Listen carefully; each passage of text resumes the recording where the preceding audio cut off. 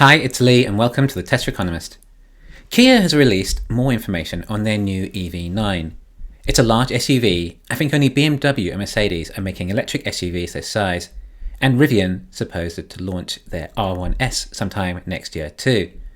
The Kia will cost less than those, starting at just $56,000.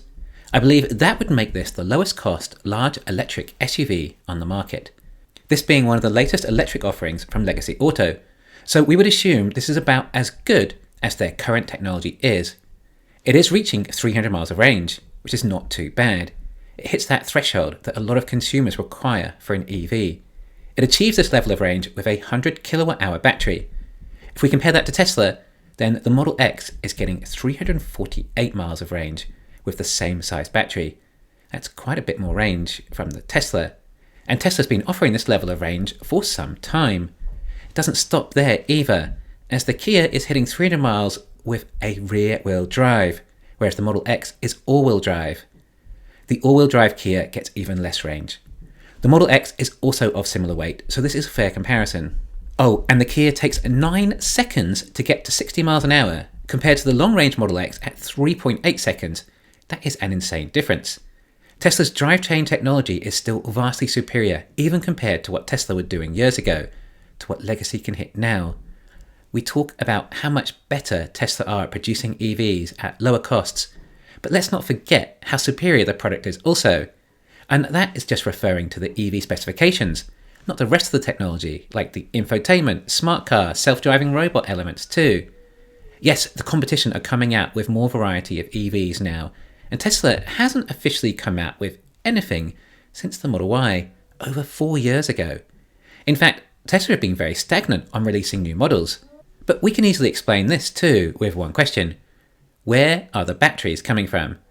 Tesla don't even have enough batteries for their current capacity for the Model Y factories, hence why there is no point in bringing out any new models.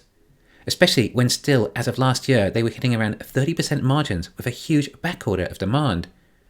So if there are no additional surplus of batteries, any new model would have had to compete for batteries from the Model Y or Model 3 and would thus not increase Tesla's sales or revenue. As it is, the Cybertruck will have to compete for the Model Y batteries. However, the Cybertruck will hopefully be vastly more profitable, at least when ramped up. And by the time the Cybertruck is ramped, we expect there to be more cell supply within time to cover the additional units produced. But the Cybertruck sells in relatively small quantities compared to, say, a lower cost Tesla, which is why there was no point launching a $25,000 to $30,000 Tesla if there weren't enough battery cells, especially when it would have been at the time a lower cost vehicle with lower profits. Therefore, if I was Tesla and couldn't get enough batteries for the current models they sell, then I wouldn't rush to launch a new model, and would instead take all the time I had to design, research, develop, refine, and evolve a new model, which I'm pretty sure is what Gen 3 is. Perhaps this is how Tesla managed to get the cost down so much to the alleged half of a Model 3. Perhaps working on this car for something like 3 years now, and learning from everything else they've done in the past, and adapting and rethinking outside the box. I mean, literally, as they have an unboxed parallel manufacturing line. That was what they came up with. And that's just the new manufacturing process. As for the car itself, well, I have high hopes for it. I expect a lot, given the amount of time they have had to get this right, and assuming this could be the biggest selling car in history. This is the vehicle that Legacy Autos really need to be concerned about. And the Model Y is based on the Model 3, so we're going back 6 years ago for the technology Tesla are using today, aside from castings and kind of structural battery packs. On top of that, all these competitors who sell such low numbers of their models, they make these vehicles as compliance vehicles, or to look good for their shareholders, to show they're still current and up with the times and capable of doing everything Tesla can.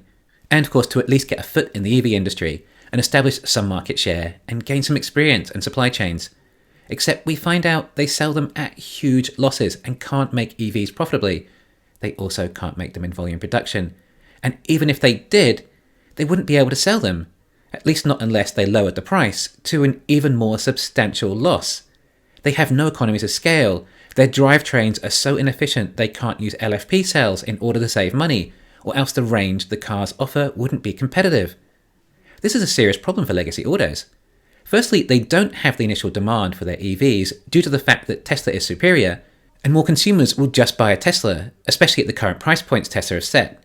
which would mean if legacy did want enough demand, they would have to compete at similar price points, except with an inferior product, which makes it hard to compete. If legacy were to ever reach such price points, then they would need to hit high volume production to get economies of scale, and if they hit that volume of vehicles, then they would need to find enough buyers. This is really tough for them. Of course, even if they did hit volume production, then there was still no guarantee that they would make a profit on the vehicles they sell. In fact, it would very likely be that they don't. Instead, they would just be selling more vehicles at a loss, which would mean a larger loss. This is why legacy needed the tax credits in order to give them the additional buffer whilst they ramp up. It still becomes hard for them to sell perhaps even 100,000 of one electric model though, as there may not be the demand. Whereas Tesla are selling over 1 million of one model. Those Tesla sales get so much additional economies of scale that the costs come down substantially, which is why Tesla can sell so many of them compared to legacy. In addition to that, of course, legacy have all their old systems getting in their way, like car dealers and unions, and other diseconomies of scale. Ford is picking niches and making an electric work truck, and have given it a lot of thought, but it still isn't selling or being produced in high quantities, and is far from profitable. I'm not sure legacy really can make this transition, as they're just so far behind in profitability, scalability, technology, engineering, manufacturing, and the rest. The Kia has a reasonable range for such a large SUV, but if they wanted to scale, then it's really tough for them to get more cells because they all need nickel-based cells and can't use the Chinese LFP cells. The same for most legacy. They are investing a fortune in their cell and battery factories for this reason, and will soon be in production, which will make things more interesting. They'll be able to get the supply of cells finally. However, that doesn't mean they'll be able to make electric cars any faster on the production line, nor does it mean they'll be able to make them at a profit. It means they'll be able to scale their losses to billions a year, but they feel it is a necessity in order to survive the transition to EVs, although I expect perhaps they may end up offering a lot of PHEVs in the meantime, as they qualify for the tax credit in the US too. It will be interesting to see how they play this. However, GM plan on having a lot of different EV models in the near future. None are going to be able to compete at Tesla price points though, or offer anything like the capabilities or features of a Tesla, and not going to be profitable, not even this decade, according to them. Hey, well, at least they'll have the Tesla charging network now, so that's something. So their customers can actually go on more long distance travel, something that a lot of drivers actually want. And this is legacy autos. The other companies that specialize in EVs like Rivian and Lucid make even larger losses than legacy, despite no dealer network or unions. So perhaps some of legacy's century or so of experience in making cars and economies of scale does actually help, and have a better chance of making EVs. Hi there, I'm using Verbalate AI video translation and lip sync software. It's pretty amazing. Watch this. I can translate my videos into other languages. For example, I am now speaking Hindi.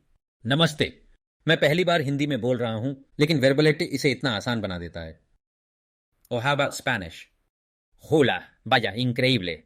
También puedo hablar español. Sign up at verbalate.ai today to gain early access to trial the product for creators and strategic partners, and gain the ability to translate and lip sync videos in all major languages. You can view the info in the description below.